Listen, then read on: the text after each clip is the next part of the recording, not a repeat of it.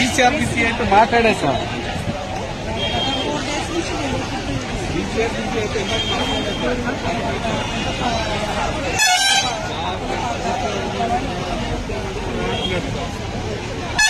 Social media చాలా మంది phone calls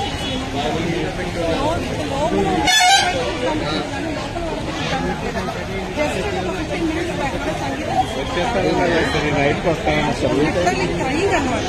ఏంటంటే 2 days నుంచి అసలు కంప్లైంట్ వాళ్ళు చాలా సఫర్ అవుతున్నాను అక్క, నాకు హెల్ప్ చేయండి అక్క అని చెప్పి ఫోన్ చేస్తాను. యాక్చువల్లీ ఈ రోజు మేము ఫుడ్ కూడా వేరే దగ్గర ఇద్దామని స్టార్ట్ అయ్యాము. అప్పుడు నాకు అనిపించింది ఓకే ప్రయత్నం చేద్దాము, పడవలు కానీ ప్రాడక్ట్లు కానీ తీసుకొని వెళ్ళి డిస్ట్రిబ్యూట్ చేద్దామన్న ఉద్దేశంతో ఇక్కడికి వచ్చాము. ఎందుకంటే మేము వచ్చేటప్పుడు బీఆర్పీఎస్ రోజులైతే చూసాము నిత్యావసర అవసరాల కోసం అని చెప్పి గవర్నమెంట్ ఫెసిలిటేట్ చేసింది.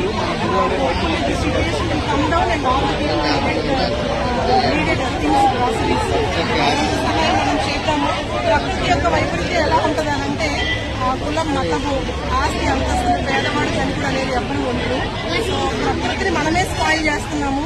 దాని యొక్క రిజల్ట్ ఇది. అట్లీస్ట్ ఇది ఒక లెసన్ గా తీసుకొని మనుషుల్లో మార్పులు వస్తే ప్రకృతి ఇలాంటి బీభత్సాలు సృష్టించకుండా ఉందని నేను ఆశిస్తున్నాను.